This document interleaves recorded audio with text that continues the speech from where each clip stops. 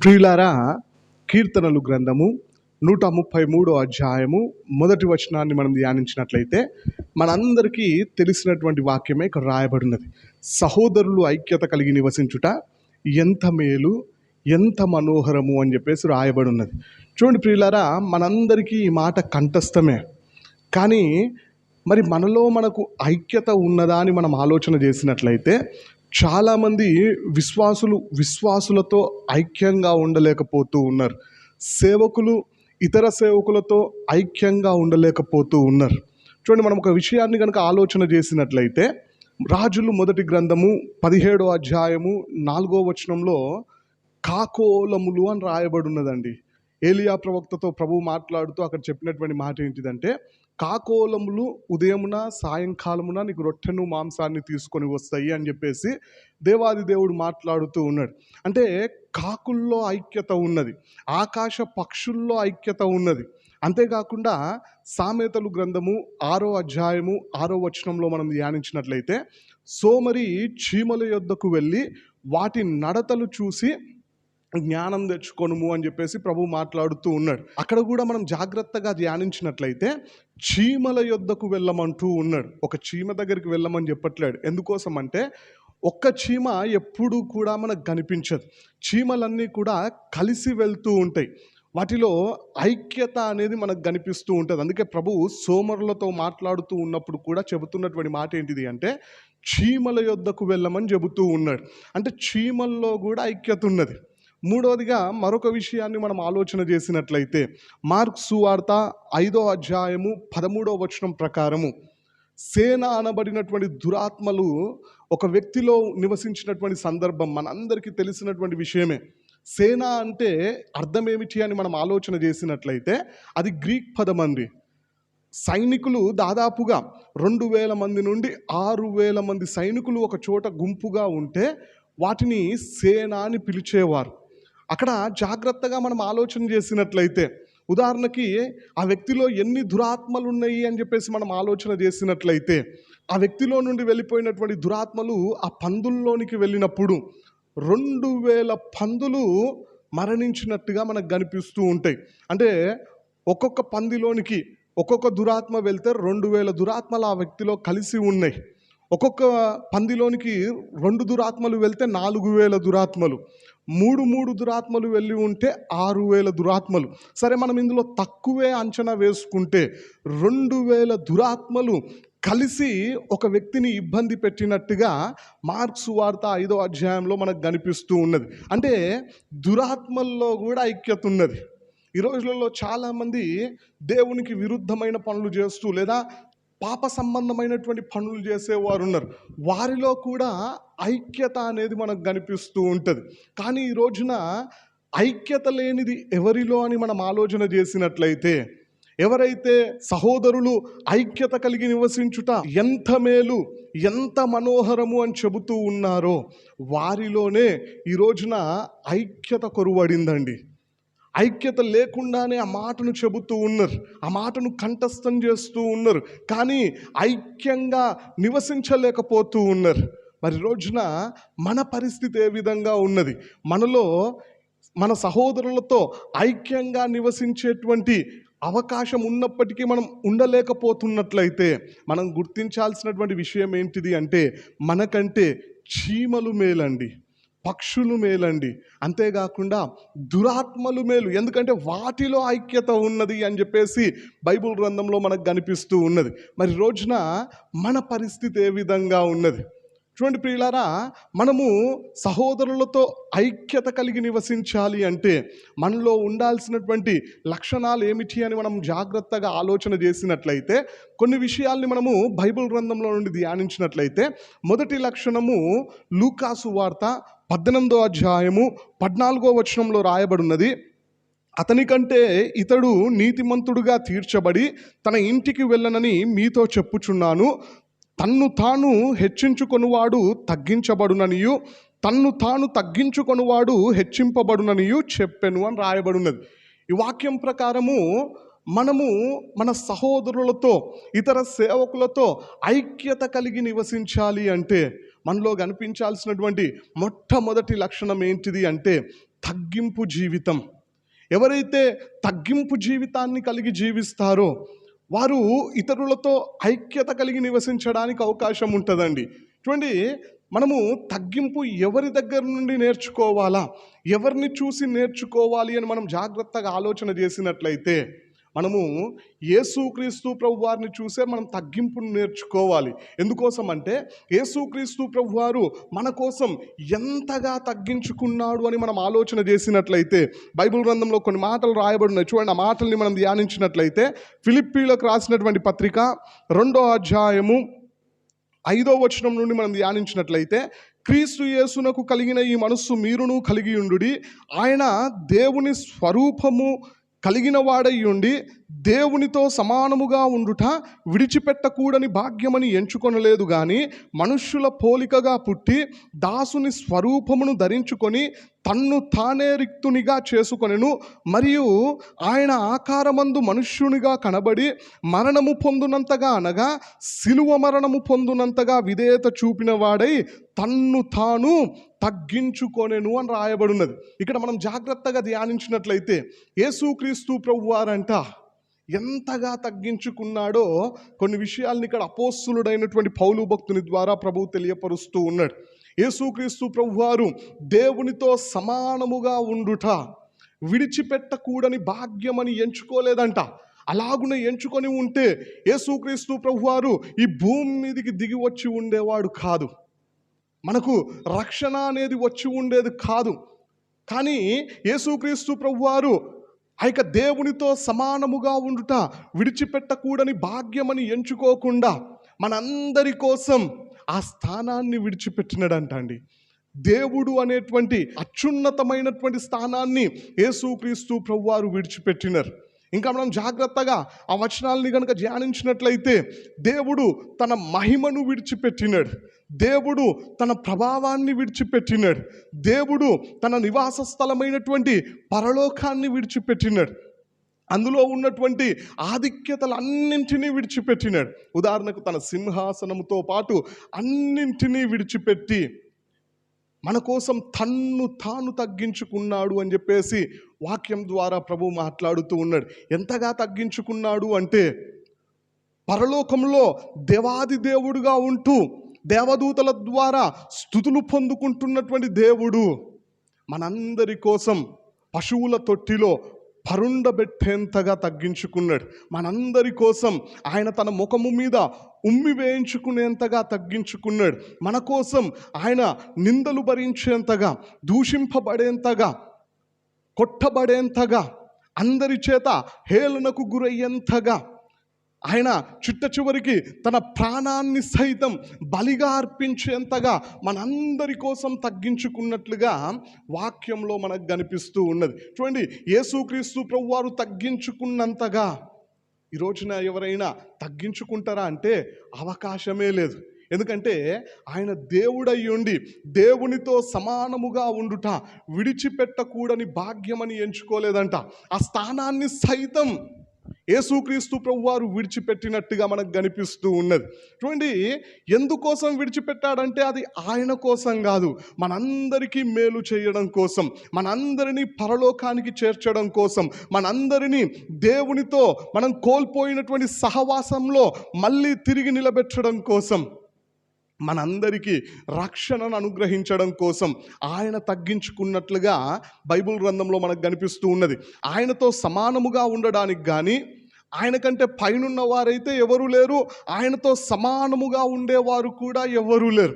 అలాంటి స్థానాన్ని సైతం యేసుక్రీస్తు ప్రభువారు విడిచిపెట్టినట్టుగా మనకు బైబిల్ గ్రంథంలో కనిపిస్తూ ఉన్నది. అంటే అంతగా ప్రభువు తగ్గించుకున్నాడు. ఈ రోజున మనం చేయాల్సినటువంటి పని ఏంటిది అంటే యేసుక్రీస్తు ప్రభువారు చూపించినటువంటి ఈ మాదిరిని, లేదా యేసుక్రీస్తు ప్రభువారు కలిగి ఉన్నటువంటి ఈ మనస్సును మనము కూడా కలిగి ఉండాలి అని చెప్పేసి వాక్యం ద్వారా ప్రభు మాట్లాడుతూ ఉన్నాడు. మరి రోజున మనలో తగ్గింపు జీవితం ఉన్నదా? ప్రభువులాగా మనం తగ్గించుకుంటూ ఉన్నామా, సాతానులాగా మనల్ని మనమే హెచ్చించుకుంటూ ఉన్నామా? ఒకసారి మన జీవితాన్ని మనం పరీక్షించుకోవాలండి. అందుకే బైబిల్ గ్రంథంలో మనం జాగ్రత్తగా గమనించినట్లయితే భక్తులందరూ చేసినటువంటి పని ఏంటిది అంటే తమ్మును తాము తగ్గించుకున్నట్టుగా మనకు కనిపిస్తూ ఉంటుంది. ఉదాహరణకి ఒకరిద్దరు భక్తుల జీవితాల్ని కనుక మనం ఆలోచన చేసినట్లయితే సమూయేలు 2వ గ్రంథము 7వ అధ్యాయము 18వ వచనంలో రాయబడి ఉన్నది, దావీదు రాజు లోపల ప్రవేశించి యెహోవా సన్నిధిని కూర్చుండి ఇలాగున మనవి చేసెను, నా ప్రభువా యెహోవా, ఇంతగా నీవు నన్ను హెచ్చించుటకు నేనెంతటి వాడను, నా కుటుంబము ఏ పాటిది, ఇంత హెచ్చుగా చేసినదంతయు నీ దృష్టికి కొంచెమై మానవుల పద్ధతిని బట్టి బహుకాలము జరిగిన తర్వాత నీ దాసుడనైన నా సంతానమునకు కలగబోవు దానిని గూర్చి నీవు సెలవిచ్చి ఉన్నావు అని రాయబడినది. ఇక్కడ దావీదు భక్తుడు తన శత్రువుల మీద విజయాన్ని పొందుకొని తన రాజ్యంలో నెమ్మదితో జీవిస్తూ ఉన్నప్పుడు ఒక ఆలోచన చేసినాడంట. ఆ మాట మనకు మొదటి వచనంలో కనిపిస్తూ ఉంటుంది. చూడండి, ఆ మాటల్ని మనం ధ్యానించినట్లయితే, యెహోవా నలుదిక్కుల అతని శత్రువుల మీద అతనికి విజయం ఇచ్చి అతనికి నెమ్మది కలగజేసిన తర్వాత రాజు తన నగరి యందు కాపురం ఉండి నాతానను ప్రవక్తను పిలువనంపి ఆయన మాట్లాడుతూ ఉన్నాడు, నేను దేవదారు మ్రాణుతో కట్టిన నగరి యందు నివాసము చేయుచుండగా దేవుని మందసము డేరాలో నిలిచి ఉన్నదనగా అని రాయబడినది. ఇక్కడ మనం గమనించినట్లయితే దావీదు భక్తుడు నాతాను ప్రవక్తను పిలిపించుకొని ఆయన చెయ్యాలనుకుంటున్నటువంటి లేదా ఆయనకున్నటువంటి ఉద్దేశాన్ని నాతాను ప్రవక్తతో తెలియపరుస్తూ ఉన్నాడు.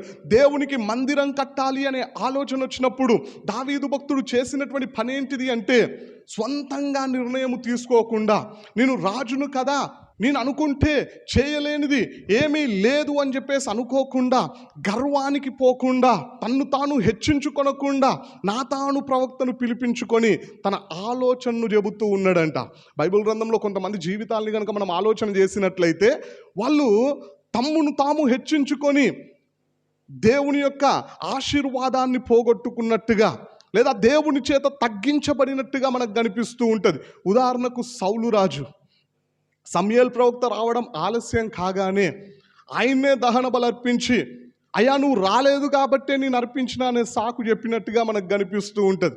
ఉజ్జియా అనబడినటువంటి రాజు కూడా గర్వానికి పోయి కుష్ఠిరోగం తెచ్చుకున్నట్టుగా మనకు కనిపిస్తూ ఉంటుంది. క్రొత్త నిబంధనలో కూడా హేరోదు రాజు అయినటువంటి అర్కేలాయు బాప్తిస్మం ఇచ్చి యోహాను వచ్చేసి ఆయన చేసినటువంటి పాపాన్ని ఆయనకు తెలియపరిచినప్పుడు ఆయన చేసినటువంటి పని ఏంటిది అంటే ఆ యొక్క బాప్తిస్మం ఇచ్చి యోహానును బంధించి చెరసాలలో వేయించినట్టుగా మనకు కనిపిస్తూ ఉంటుంది. అలాంటి స్థితిలో దావీదు రాజు చేస్తున్నటువంటి పని ఏంటిది అంటే తన శత్రువుల మీద విజయాన్ని పొందుకున్న తర్వాత తాను తన దేశము నెమ్మదితో జీవిస్తూ ఉన్నప్పుడు ఒక ఆలోచన చేసినాడంట, నేను దేవదారు మ్రాణుతో కట్టబడినటువంటి నగరంలో నివసిస్తూ ఉన్నప్పుడు దేవుని మందసం ఇంకా డేరాలోనే ఉన్నది అని చెప్పేసి దేవునికి ఒక మందిరం కట్టాలి అని చెప్పేసి ఆశపడినప్పుడు స్వంతంగా నిర్ణయాలు తీసుకోకుండా దేవుని ప్రవక్తను పిలిపించుకొని ఆయనతో ఆలోచన చెప్పినప్పుడు నాతాను ప్రవక్త సరే నీవు చేయవలసింది చెయ్యి అని చెప్పేసి వెళ్ళిన తర్వాత నాతాను ప్రవక్తతో దేవుడు కలలో రాత్రి దర్శన రీతిగా మాట్లాడుతూ ఉన్నాడు. ఆ మాటలన్నీ దావీదు భక్తునికి మళ్ళీ వచ్చి వివరించినప్పుడు దేవుడు దావీదును ఏ విధంగా హెచ్చించబోతూ ఉన్నాడో, దావీదు యొక్క సంతానమునకు రాజ్యాన్ని ఏ విధంగా అప్పగించబోతూ ఉన్నాడో ఆ విషయాలన్నింటినీ దేవుడు నాతాను ప్రవక్త ద్వారా దావీదు భక్తునికి తెలియపరిచినప్పుడు దావీదు భక్తుడు మాట్లాడుతున్నటువంటి కొన్ని మాటల్ని మనం ఆలోచన చేసినట్లయితే ఆయన అంటూ ఉన్నాడు, నా ప్రభువా యెహోవా, ఇంతగా నీవు నన్ను హెచ్చించుటకు నేనెంతటి వాడను, నా కుటుంబము ఏ పాటిది అంటూ ఉన్నాడు. ఎందుకంటే దావీదు భక్తుడు తన మొదటి స్థితిని మర్చిపోలేదు. అయ్యా నేను గొర్రెల దొడ్డిలో గొర్రెలు కాస్తూ బ్రతుకుతున్నటువంటి వ్యక్తిని, అలాంటి నన్ను రాజుగా నీ జనుల మీద అధిపతిగా నియమించును, ఇప్పుడు ఈ యొక్క రాజ్యాన్ని నా సంతానానికి స్థిరపరచబోతూ ఉన్నావు, నువ్వు నన్ను ఇంతగా దీవించడానికి, నువ్వు నన్ను ఇంతగా హెచ్చించడానికి నేనెంతటి వాడను, నేను ఏ పాటి వాడను, నా కుటుంబం ఏ పాటిది అని చెప్పేసి తన్ను తాను తగ్గించుకుంటూ ఉన్నాడు. దేవుని కృపను గ్రహించినప్పుడు దేవుని దీవెనలను గుర్తించినప్పుడు దావీదు భక్తుడు తన్ను తాను తగ్గించుకొని మాట్లాడినట్టుగా మనకి ఇక్కడ కనిపిస్తూ ఉన్నది. చూడండి ప్రియులారా, మనం బైబిల్ గ్రంథంలో భక్తులు ఎవరిని గమనించినా దేవుడు మేలు చేసినప్పుడు లేదా తన్ను తాను హెచ్చించుకునే అవకాశం వచ్చినప్పుడు హెచ్చులకు పోలేదండి, గర్వించలే. ఇక్కడ దావీదు భక్తుడు అనుకొని ఉంటే గర్వించడానికి అవకాశం ఉన్నది. దేవుడు నన్ను ఇంతగా దీవిస్తూ ఉన్నాడు అంటే నేనేం దేవునికి తక్కువ చేస్తున్నానా, దేవుడు అడగకముందే మందిరాన్ని కట్టాలనే ఆలోచనకు వచ్చినాను కదా అని చెప్పేసి గర్వించలే. అలాంటి ఆలోచనలు కూడా రాలే దావీదు భక్తునికి. దేవుడు చేయబోతున్నటువంటి మేళ్ళన్నీ తెలుసుకున్నప్పుడు నేనెంతటి వాడును ప్రభువా, నా కుటుంబం ఏ పాటిది ప్రభువా అని చెప్పేసి మాట్లాడినట్టుగా మనకు కనిపిస్తూ ఉన్నది. గర్వించే అవకాశం వచ్చినప్పుడు దానియేలు భక్తుడు మాట్లాడినటువంటి మాటల్ని కూడా మనం ఒకసారి ధ్యానించినట్లయితే, దానియేలు గ్రంథంలో రాయబడిన చూడండి ఆ మాటల్ని కూడా మనం ఆలోచన చేసినట్లయితే, దానియేలు గ్రంథము 2వ అధ్యాయము 30వ వచనంలో రాయబడినది, ఇతర మనుషులందరికంటే నాకు విశేష జ్ఞానముండుట వలన ఈ మర్మము నాకు బయలుపరచబడలేదు. రాజునకు దాని భావమును తెలియజేయు నిమిత్తమును తమరి మనస్సు యొక్క ఆలోచనలు తాము తెలుసుకొను నిమిత్తమును అది బయలుపరచబడెను అని రాయబడినది. ఇక్కడ మన అందరికీ తెలిసినటువంటి సందర్భమే. రాజు కలగని మర్చిపోయినాడు. తర్వాత శకునగానులను, కల్దీయులను, అంతేకాకుండా రాజు ఎవరెవరిని పిలిపించినాడంటే గారడి విద్య గల వారిని, మాంత్రికులందరినీ పిలిపించి, అయ్యా నేను ఒక కలగన్నా దాని భావాన్ని తెలియపరచండి అంటే వారందరూ చెప్పినారంట, రాజా మీరు కనినటువంటి కళ ఏంటిదో చెప్పండి, మేము భావాన్ని చెబుతామంటే రాజు చెప్పినటువంటి మాట, నేను కళను మర్చిపోయినాను కాబట్టి మీరు కళను తెలియపరచాలి, దాని భావాన్ని కూడా తెలియపరచాలి అన్నప్పుడు వారందరూ చెప్పినటువంటి మాట, అయ్యా ఇది దేవతలకు తప్ప దేవునికి తప్ప ఇంకెవ్వరికీ సాధ్యం కాదు, మనుషులు ఎవ్వరూ కూడా తమరు కనినటువంటి కళను చెప్పలేరు అని చెప్పినప్పుడు రాజు ఒక ఆజ్ఞను జారీ చేసినాడు. బబులోను దేశంలో ఉన్నటువంటి జ్ఞానులందరినీ సంహరించండి అని చెప్పినప్పుడు దానియేలును తన స్నేహితులను చంపాలని వచ్చినటువంటి వారితో దానియేలు, అయ్యా ఎందుకు చంపుతున్నారు అని చెప్పేసి ఆ యొక్క విషయాలన్నింటినీ తెలుసుకొని రాజు దగ్గరికి వెళ్ళి కొంత సమయాన్ని అడిగి ఆ రాత్రే వెళ్ళి తన స్నేహితులతో దేవుని దగ్గర మొరపెడుతూ దేవుణ్ణి అడుగుతూ ఉన్నారు, దేవా ఆ కళ ఏంటిదో చెప్పండి అంటే దేవుడు అద్భుత రీతిగా ఆ రాత్రికాల సమయంలోనే రాజు కలిగినటువంటి కళను, దాని భావాన్ని తెలియపరిచినాడంట.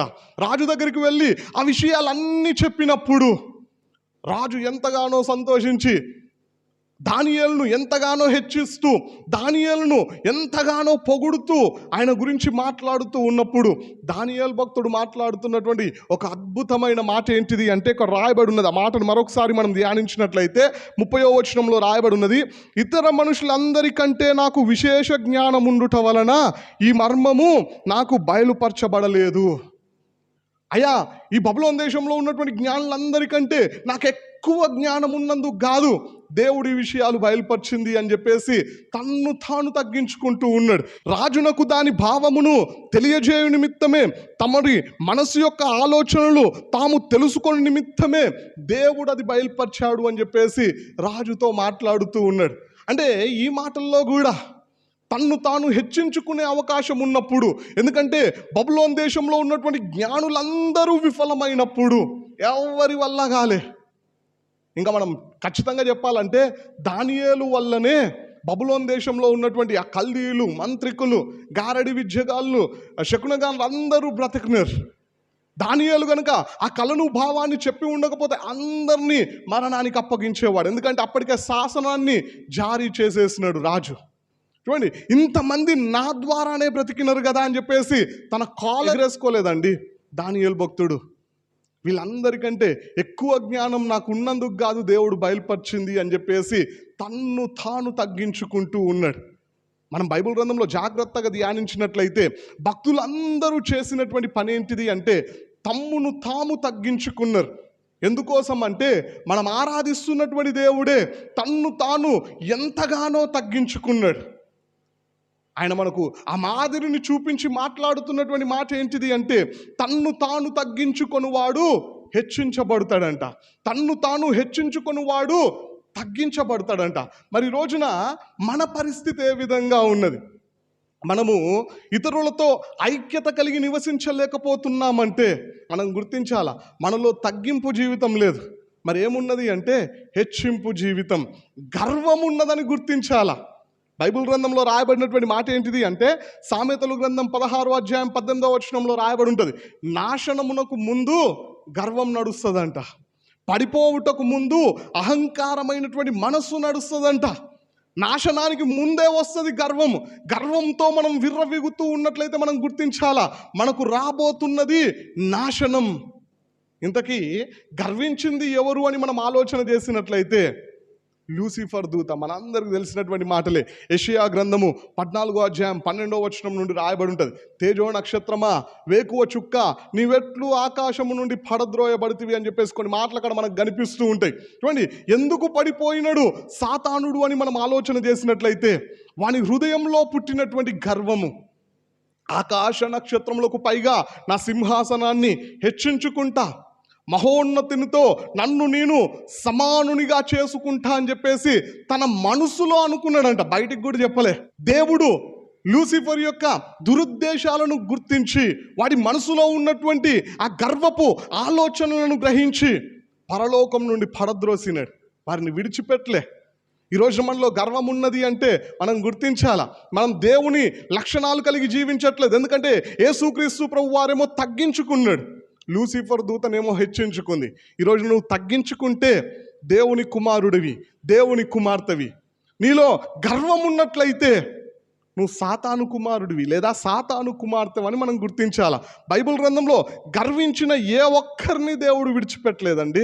ఉదాహరణకు కొందరిని మనం ఆలోచన చేసినట్లయితే ఇక్కడ లూసిఫర్ని దేవుడు విడిచిపెట్టలేదు. దినవృత్తాంతములు 2వ గ్రంథము 26వ అధ్యాయము 16వ వచనంలో మనం ధ్యానించినట్లయితే, అయితే అతడు స్థిరపడిన తర్వాత అతడు మనస్సున గర్వించి చెడిపోయాను అని రాయబడి ఉన్నది. ఇక్కడ ఉజ్జియా గురించి రాయబడినటువంటి కొన్ని మాటలు మనకు కనిపిస్తూ ఉన్నాయి. అతన్ని తన రాజ్యంలో స్థిరపరిచిన తర్వాత దేవుణ్ణి ప్రక్కన పెట్టేసి తన హృదయంలో గర్వానికి చోటిచ్చినాడంట. ఏ విధంగా గర్వపడినాడంటే క్రింది వచనాల్లో మనకు కనిపిస్తూ ఉంటుంది. ఆయన మందిరంలోనికి ప్రవేశించి దేవుని చేత ఏర్పరచబడినటువంటి యాజకులు చేయాల్సినటువంటి పనిని, నేను రాజును కదా, నా ద్వారానే రాజ్యం స్థిరపడింది కదా అని చెప్పేసి గర్వంతో వెళ్ళి యాజకులు చేయాల్సినటువంటి పనిని ఆయన చెయ్యాలి అని చెప్పేసి ఆలోచనకు వచ్చినప్పుడు అక్కడ ఉన్నటువంటి యాజకుల్లో కొందరు అది తప్పు అని చెప్పేసి అతనితో వాదించినా ఒప్పుకోలేదంట. చిట్ట చివరికి దేవుడే అక్కడ కల్పించుకొని ఆయనను మొత్తినట్టుగా మనకు కనిపిస్తూ ఉంటుంది. ఆ సమయంలోనే అతడు కుష్టి రోగముతో బాధింపబడుతున్నట్టుగా కనిపిస్తూ ఉంటుంది. చూడండి, వెంటనే అక్కడ ఉన్నటువంటి యాజకులు మందిరంలో నుండి ఆయన బయటికి పంపిస్తే అతడు మరణించేంత మట్టుకు ఆ కుష్టి రోగం నుండి విడుదల పొందలేదండి. అంటే అతడు చచ్చిపోయేంత మట్టుకు ఒక రూమ్లో క్వారంటైన్ అయిపోయినాడు. కారణం ఏంటిది అంటే గర్వము. బైబిల్ గ్రంథంలో ఇంకా చాలామంది మనకు గర్వించినట్టుగా కనిపిస్తూ ఉంటారు. ఉదాహరణకి లూకాసు వార్త 18వ అధ్యాయం 9వ వచనం నుండి 14వ వచనం వరకు మనం ధ్యానించినట్లయితే దేవుడు అక్కడ ఒక ఉపమానాన్ని కూడా చెబుతూ ఉన్నాడు. ఏమని చెబుతూ ఉన్నాడంటే, ప్రార్థన చేయడానికి 2 మనుషులు వెళ్ళినారంట. అందులో ఒకడు పరిసేయుడు, రెండో వాడు సుంకరి. పరిసేయుడు నేనే భక్తిపరుణ్ణి అనే గర్వముతో ప్రార్థన చేస్తే ఆయన ప్రార్థన దేవుడు కనీసం వినను కూడా వినలేదు, పట్టించుకోలేదు. సుంకరి మాత్రం తన్ను తాను తగ్గించుకొని, అయ్యా పాపినైనా నన్ను కరుణించు అని చెప్పేసి ఒక చిన్న ప్రార్థన చేస్తే అతనికంటే ఇతడు నీతిమంతుడిగా తీర్చబడి తన ఇంటికి వెళ్ళనని ప్రభువు చెబుతూ అక్కడ మాట్లాడుతూ ఉన్నాడు. తన్ను తాను హెచ్చించుకొని వాడు తగ్గించబడతాడు, తన్ను తాను తగ్గించుకొని వాడు హెచ్చించబడతాడని చెప్పేసి ప్రభు మాట్లాడుతూ ఉన్నాడు. అక్కడ పరిసయ్యునిలో భక్తి గర్వం కనిపిస్తూ ఉండేది. మరొక సందర్భంలో ఒక వ్యక్తిలో ధన గర్వం కనిపిస్తూ ఉంటుంది. ఇంకొంతమందిలో మనం గమనించినట్లయితే కుల గర్వం కనిపిస్తూ ఉంటుంది. మరికొంతమందిలో తమ చుట్టూ మనుషులు ఉండేసరికి ఆ మనుషులను బట్టి కూడా గర్వించేవారు కనిపిస్తూ ఉంటారు. అధికారం అనే గర్వంతో విర్రవీగేవారు మనకు కనిపిస్తూ ఉంటారు. మరి ఈ రోజున మన పరిస్థితి ఏ విధంగా ఉన్నది? మనం తగ్గించుకుంటూ ఉన్నామా? నాకే కావాలి ఈ అధికారం, నేనే కనిపించాలి అందరికంటే ముందుగా, నేనే ఉండాలా స్టేజ్ మీద, లేదా నేనే పాటలు పాడాలా, లేదా నేనే వాక్యం చెప్పాలా, లేదా నేనే అసోసియేషన్లో ప్రెసిడెంట్గా ఉండాలా, లేదంటే నేనే ఈ విధంగా ఉండాలి అని చెప్పేసి గర్వంతో విర్రవీగుతూ ఉన్నామా? నేనే నేనే నేనే అనుకుంటూ పోతే మనం గుర్తించాల, మనలో పనిచేస్తున్నది సాతాను యొక్క ఆత్మ, దేవుని మనసు కాదు, దేవుని ఆత్మ కాదు. ఎందుకంటే దేవుడు తన్ను తాను తగ్గించుకున్నాడండి. మరి రోజున మన పరిస్థితి ఏ విధంగా ఉన్నది? అందుకే బైబిల్ గ్రంథంలో రాయబడి ఉన్నది, యాకోబు రాసినటువంటి పత్రిక 4వ అధ్యాయం 6వ వచనంలో రాయబడి ఉంటుంది, దేవుడంట అహంకారులను ఎదురించి దీనులకు కృప అనుగ్రహిస్తాడంట. ఎవరైతే అహంకారంతో ఉంటారో, ఎవరైతే గర్వంతో ఉంటారో వారందరితో దేవుడే పోరాడతాడంట, దేవుడే వారికి విరోధవుతాడంట, దేవుడే వారిని ఎదిరిస్తాడంట. మరి దేవుడు ఎదిరిస్తే మనం జయించగలుగుతామా? ఒకసారి ఆలోచించండి. మనలో గర్వం ఉంటే దేవుడు మనకు విరోధి కావడానికి అవకాశం ఉంటుంది. అదే మనం దీనత్వంతో జీవిస్తూ ఉన్నట్లయితే, మనల్ని మనం తగ్గించుకుంటూ బ్రతుకుతూ ఉన్నట్లయితే, వాక్యం ద్వారా ప్రభు మాట్లాడుతూ ఉన్నాడు, దేవుడు అలాంటి వారికి కృపానుగ్రహిస్తాడంటండి. మరి రోజున మన పరిస్థితి ఏ విధంగా ఉన్నది చూడండి ప్రియులారా. మనలో తగ్గింపు జీవితం ఉంటే, నేను అనే అహంకారాన్ని ప్రక్కన పెడితే, మనము అని అందరినీ కలుపుకొని వెళ్ళే వారమైతే మనలో ఐక్యత కనిపించడానికి అవకాశం ఉంటుంది. అంతేగాని నేనే ఉండాలా, నేనే చెయ్యాలా, నేనే కనిపించాలా, నాకే కావాలి అధికారము అంటే మనలో ఐక్యత ఉండదండి. మరి రోజున మనలో ఏ విధమైనటువంటి మనస్సు పనిచేస్తూ ఉన్నది? నేను అనే గర్వం పనిచేస్తూ ఉన్నదా, లేదా నన్ను నేను తగ్గించుకొని మనము అందరము అనే మనసు కనిపిస్తూ ఉన్నదా? దేవునికి విలువిచ్చి, దేవుణ్ణి హెచ్చించి మనల్ని మనం తగ్గించుకుంటూ ఉన్నామా? దేవుణ్ణి ప్రక్కన పెట్టేసి మనల్ని మనమే హెచ్చించుకునే వారంగా ఉన్నామా? ఒకసారి మన జీవితాన్ని మనం పరీక్షించుకుందాం. చూడండి ప్రియులారా, సహోదరులు ఐక్యత కలిగి నివసించాలి అంటే మనలో కనిపించాల్సినటువంటి రెండో లక్షణం ఏంటిది అంటే, బైబిల్ గ్రంథంలో ఆ మాట కూడా మనకు కనిపిస్తూ ఉన్నది. చూడండి, ఆ మాటను కూడా మనం ధ్యానించినట్లయితే యోహాను సువార్త 15వ అధ్యాయము 5వ వచనంలో రాయబడి ఉన్నది, ద్రాక్షావల్లిని నేను, తీగలు మీరు. ఎవడు నా యందు నిలిచి ఉండునో, నేను ఎవని యందు నిలిచి ఉండునో వాడు బహుగా ఫలించును. నాకు వేరుగా ఉండి మీరేమీ చేయలేరు అని రాయబడినది. ఇక్కడ మనం ధ్యానించినట్లయితే ద్రాక్షావల్లి దేవుడైతే తీగలుగా మనందరం ఉన్నామంట. అంటే మనము దేవునిలో ఉండాలా, దేవునితో కలిసి ఉండాలా, అంతేకాకుండా వాక్యానుసరముగా జీవించాలా. చూడండి, ద్రాక్ష తీగల్లో ఉన్నటువంటి ఒక ప్రాముఖ్యత ఏమిటి అంటే, అవి ఎక్కడ వంచితే అక్కడ కొంగిపోతాయి. ఎప్పుడైతే అవి ఆ చెట్టుకు వేరైపోతాయో, వాక్యంలో ప్రభు అంటున్నటువంటి మాట కూడా అదే, నాకు వేరుగా ఉండి మీరేమీ చేయలేరు. ఆ తీగ ఎప్పుడైతే ఆ చెట్టును అంటిపెట్టుకొని ఉంటుందో, ఎక్కడికి తిప్పితే అక్కడికి తిరుగుతూ కూడా ఆ చెట్టుతో ఉన్నటువంటి సంబంధాన్ని కోల్పోకుండా ఉంటుందో అప్పుడు ఫలిస్తుందంట. అంతేగాని నన్ను ఎక్కడ పడితే అక్కడ తిప్పుతూ ఉన్నారు కదా అని చెప్పేసి ఆ చెట్టుకు వేరైపోతే అది ఎండిపోవడానికి, కాలిపోవటానికి, బూడిదైపోవడానికి తప్ప ఎందుకు పనికిరాదు. అంటే మనం కూడా తిప్పబడాలి, మనం కూడా మార్చబడాలి. ఏ విధంగా మార్చబడాలి అంటే వాక్యానుసారంగా మార్చబడాలి. వాక్యానుసరమైనటువంటి జీవితం మనలో ఉన్నప్పుడు మనలో గర్వానికి చోటు ఉండదండి, మనలో తగ్గింపు జీవితం కనిపించడానికి అవకాశం ఉంటుంది. ఇక్కడ ప్రభువు ఒక మాటని మాట్లాడుతూ ఉన్నాడు, ద్రాక్షావల్లిని నేను, తీగలు మీరు అని మాట్లాడుతూ ఉన్నాడు. ఈ మాటను పట్టుకొని కొన్ని విషయాల్ని మనం ఆలోచన చేసినట్లయితే మనం ఏ విధంగా ఉండాలని దేవుడు ఆశపడుతూ ఉన్నాడు అంటే, ద్రాక్ష చెట్టు అయినటువంటి ఆయనలో మనందరం నిలిచి ఉండాలి అని చెప్పేసి ప్రభువు కోరుకుంటూ ఉన్నాడు. అంతేకాకుండా ఎఫెసీయులకు రాసినటువంటి పత్రిక 3వ అధ్యాయం 17వ వచనం ప్రకారం ఆయన ప్రేమ అనే నేలలో మొక్కలుగా నాటుకొని మనందరం ఉండాలంట. మూడోదిగా మనం ఆలోచన చేసినట్లయితే కొరింథీయులకు రాసినటువంటి మొదటి పత్రిక 12వ అధ్యాయం 12, 13 వచనాల ప్రకారం మనం ఆలోచన చేసినట్లయితే ఆయన శరీరంలో అవయవములలాగా మనందరం కలిసి ఉండాలంట. నాలుగోదిగా మనం ఆలోచన చేసినట్లయితే ఎఫెసీయులకు రాసినటువంటి పత్రిక 2వ అధ్యాయం 20వ వచనం నుండి 22వ వచనం వరకు మనం ఆలోచన చేసినట్లయితే ఆయన ఆలయంలో రాళ్ళలాగా మనందరం ఉండాలంట. రాళ్ళ వలె ఆయన ఆలయాన్ని కడుతూ ఉన్నప్పుడు అందులో మనం రాళ్ళలాగా కట్టబడాలంట. అంటే మనందరం కూడా దేవుని ఆలయం లాగా ఉండాలి. ఐదోదిగా మనం ఆలోచన చేసినట్లయితే హెబ్రీయులకు రాసినటువంటి పత్రిక 3వ అధ్యాయం 6వ వచనం ప్రకారం ఆయన కుటుంబంలో మనందరం ఒక సభ్యుని లాగా కలిసి ఉండాలంట. దేవుడు మనం ఈ విధంగా ఉండాలని కోరుకుంటూ ఉన్నాడు. ఆయనతో ఉండాలని చెప్పేసి, ఆయన కుటుంబంలో ఒక సభ్యురాలిగా ఉండాలి అని చెప్పేసి, ఆయన మందిరంలో కట్టబడినటువంటి రాళ్ళల్లో ఒక రాయిగా ఉండాలి అని చెప్పేసి, ద్రాక్ష చెట్టు ఆయనైతే తీగల్లాగా మనము ఆయనతో పెనవేసుకొని మన బ్రతుకుండాలి అని చెప్పేసి ప్రభువు కోరుకుంటూ ఉంటే, మరి రోజున మనం దేవునితో కలిసి ఉంటూ ఉన్నామా? దేవునికి వేరై బ్రతుకుతూ ఉన్నామా?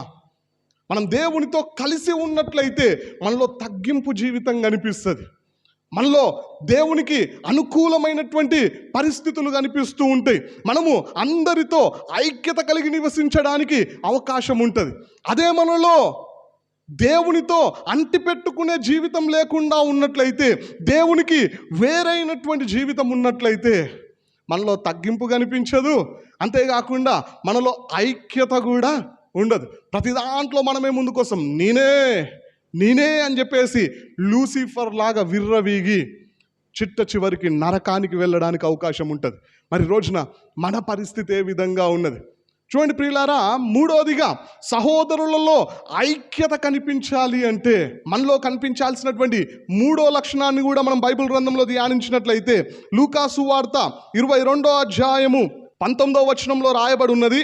పిమ్మట ఆయన ఒక రొట్టె పట్టుకొని కృతజ్ఞతాస్తుతులు చెల్లించి దాన్ని విరిచి వారికిచ్చి, ఇది మీ కొరకు ఇయ్యబడుచున్న నా శరీరము, నన్ను జ్ఞాపకము చేసుకున్నటకు దీనిని చేయుడని చెప్పాను అని రాయబడినది. ఈ మాట కూడా మనందరికీ తెలిసిన మాటే.